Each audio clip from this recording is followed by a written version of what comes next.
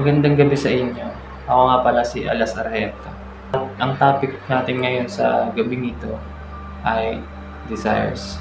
Napansin niyo ba na halos lahat ng ginagawa ng mga tao ay patungkol sa kanyang mga gusto? Yan. Meron dalawang bagay na pinakadahilan kung bakit gumagalaw ang isang tao or kung bakit siya gumagawa.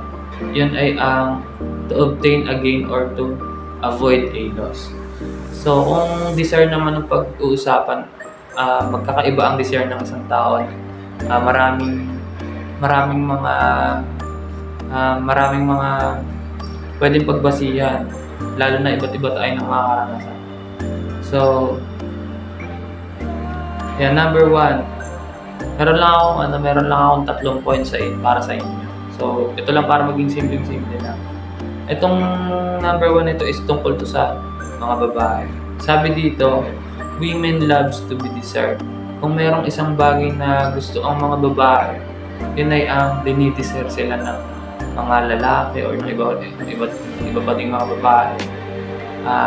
Unang mga tao, yun yung gusto ng mga babae, kaya kasi sila nagpapaganda, di ba?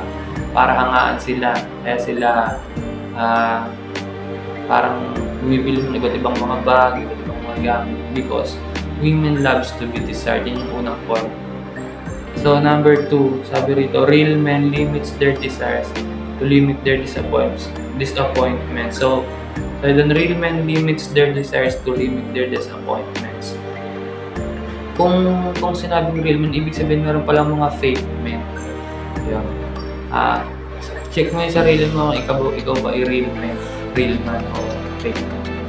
Sabi daw, ang tunay na lalaki daw, nililimitahan niya ang kanyang mga kagustuhan para malimitahan niya rin ang kanyang mga disappointment. So, hindi siya naghahangad ng sobrang taas kasi baka mamaya ma-disappoint lang siya. Minsan yung mga disappointment niya, ito pa ang dahilan ng break up. Yung mga babae na pagka nakakita sila ng yung lalaki nila parang nagkaroon ng disappointment, parang nakaka-turn off.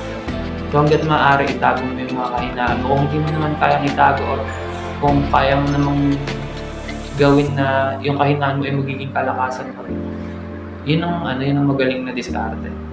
Number 3, it's free to dream but progress has a price. Pinasabi, libre daw ang managinip, libre ang mangarap, ngunit may bayad ang pag-angat. Ayan, narinig ko lang yun sa lyrics libre ang mangarap pero may bayad ang pag-angat. So yun yung 3 points ko. Women loves to be desired, real men limits their desires to limit their disappointments. It's free to dream but progress has a price. Lagi lang nating tandaan na ano man ang ating mga kagustuhan, hanggat hindi ito masama, tuloy lang natin. Hanggat alam natin na nasa panig natin si God, tuloy lang natin yan.